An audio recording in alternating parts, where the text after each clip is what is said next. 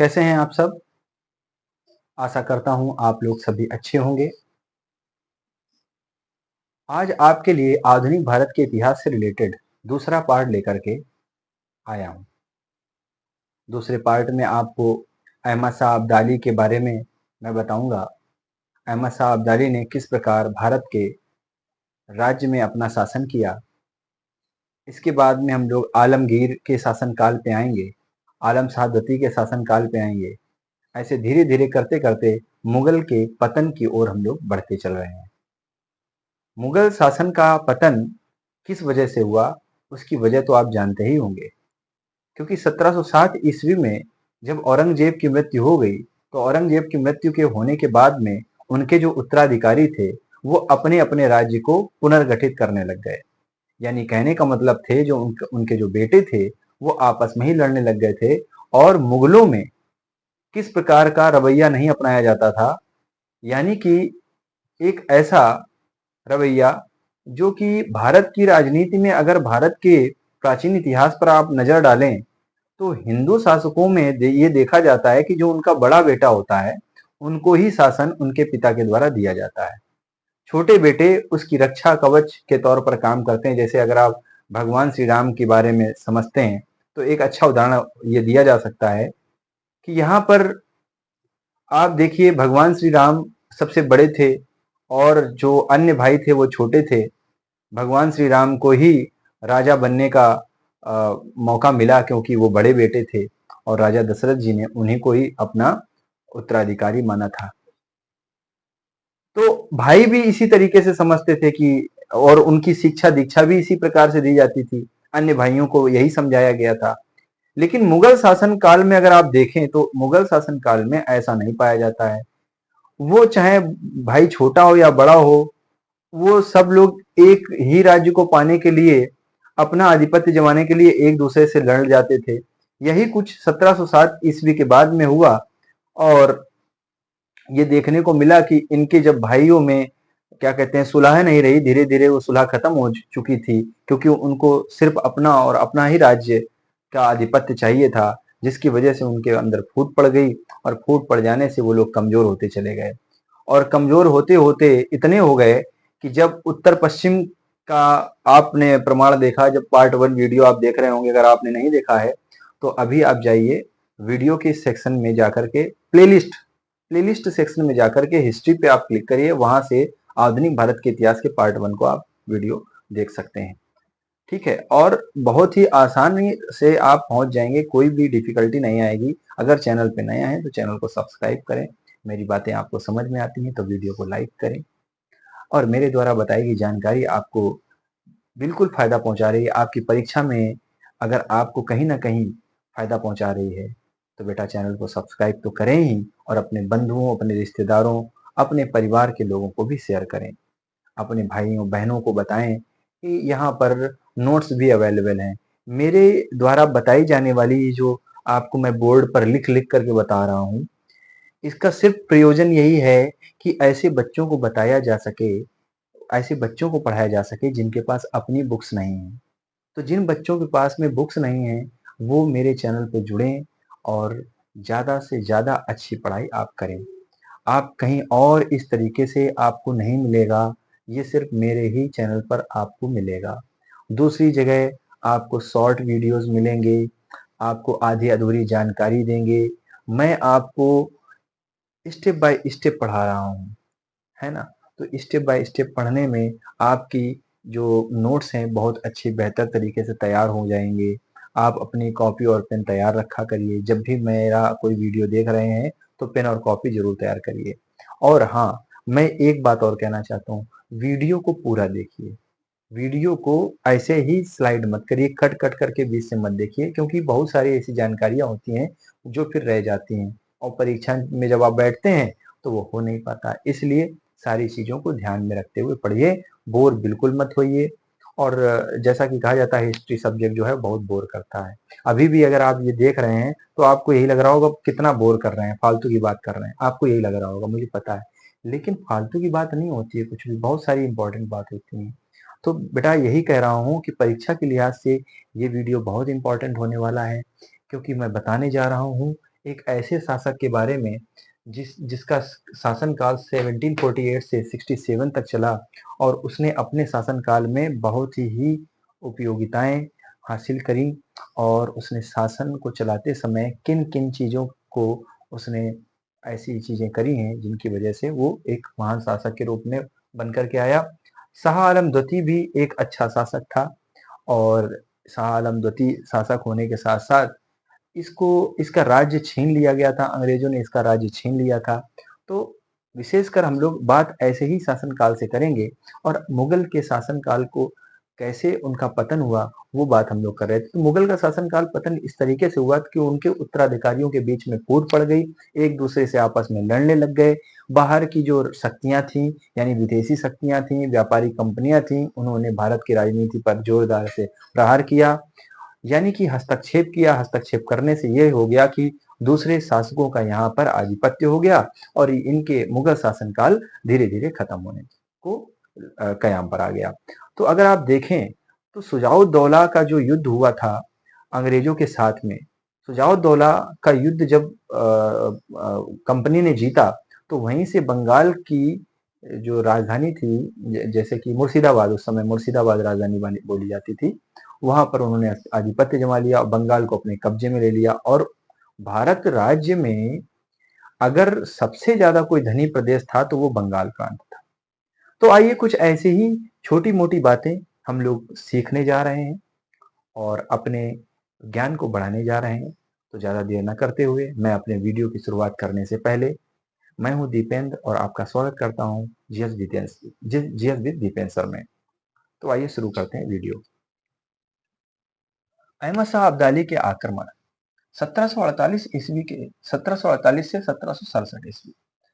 मोहम्मद शाह के शासनकाल में ही नादिर शाह के उत्तराधिकारी अहमद शाह अब्दाली ने 1748 ईस्वी में भारत पर आक्रमण किया।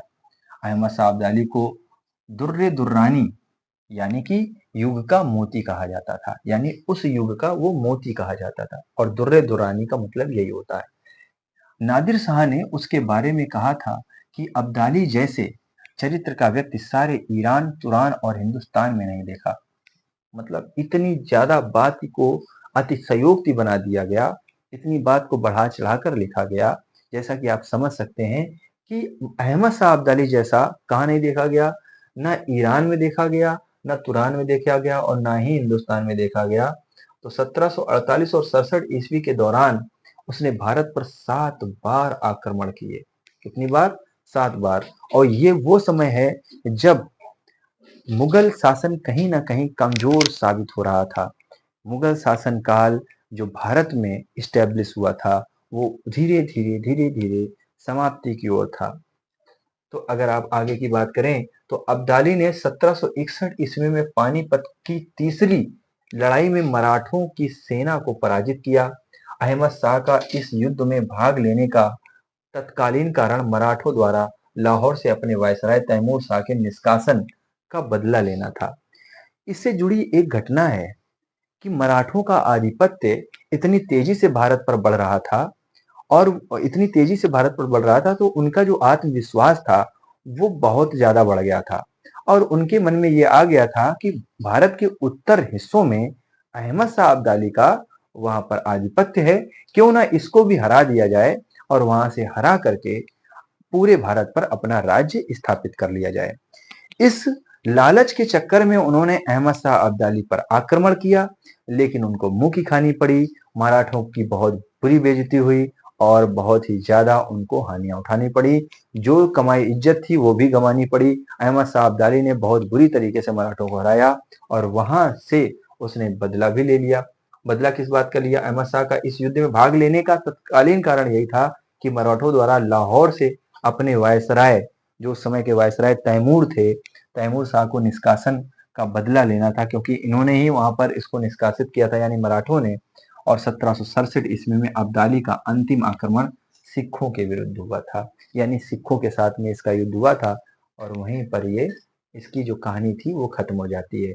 अब आइए शाह आलम द्वितीय के बारे में बात करें। 1759 से 1806 ईस्वी तक इसने राज्य किया। शाह आलम द्वितीय का नाम अली गौहर था। अली गौहर था। शाह आलम शाह आलम द्वितीय ने साम्राज्य में प्रारंभिक वर्ष अपनी राजधानी से दूर व्यतीत किए।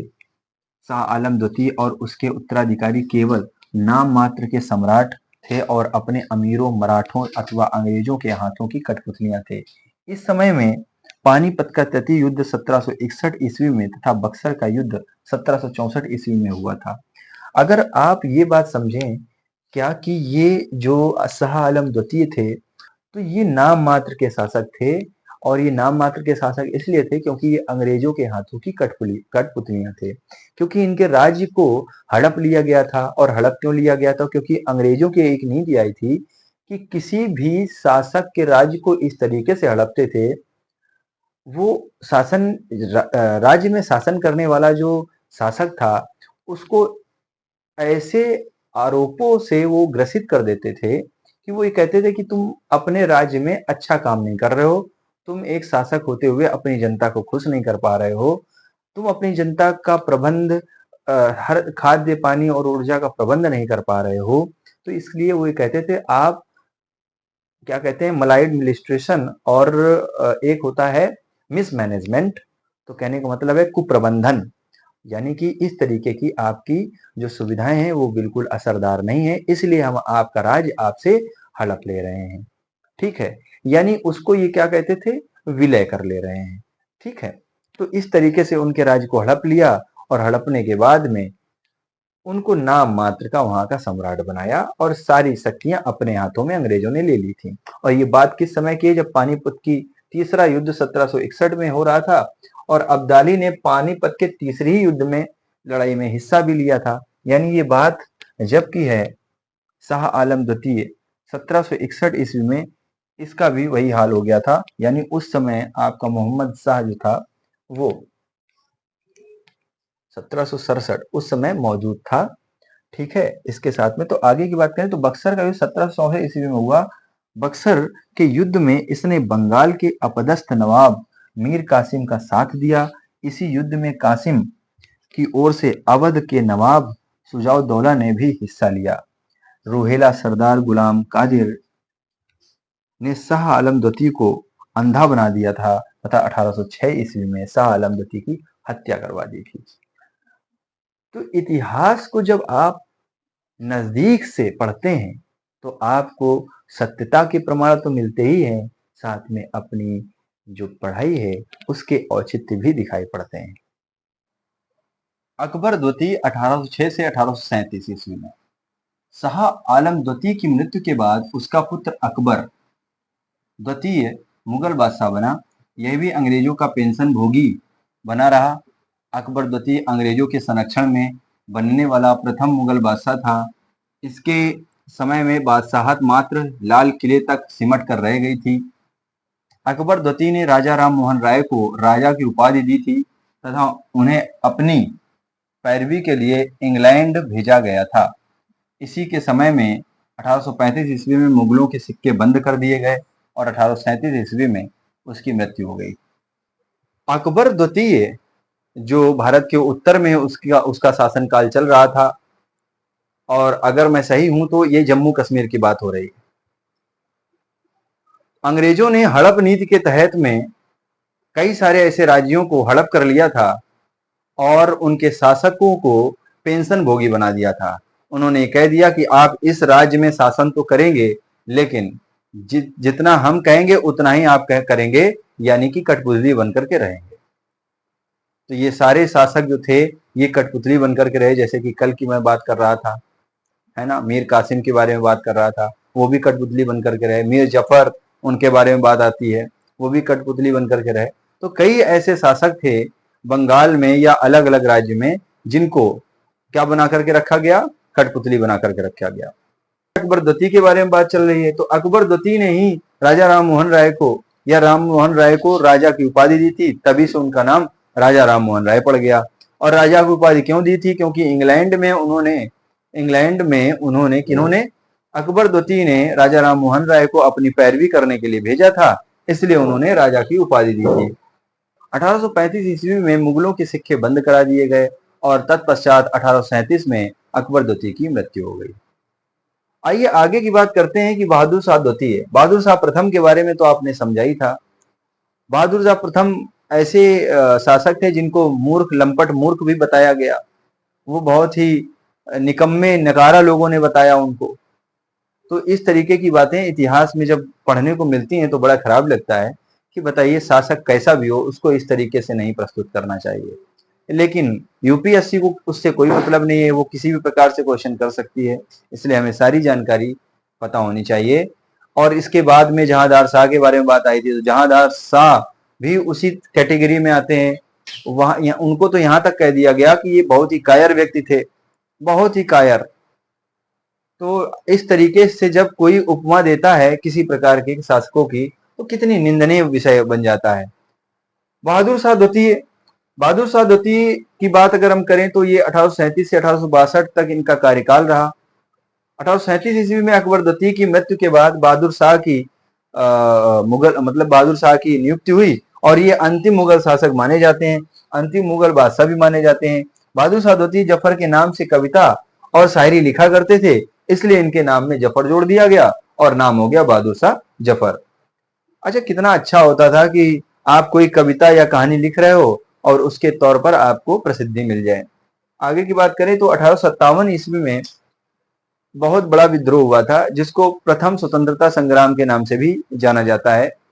और विद्रोह में विद्रोहियों का साथ देने के कारण अंग्रेजों ने इनको गिरफ्तार कर लिया था और रंगून में निर्वासित कर दिया, और फिर उसके बाद में 1862 ईस्वी में इनकी मृत्यु हो गई थी।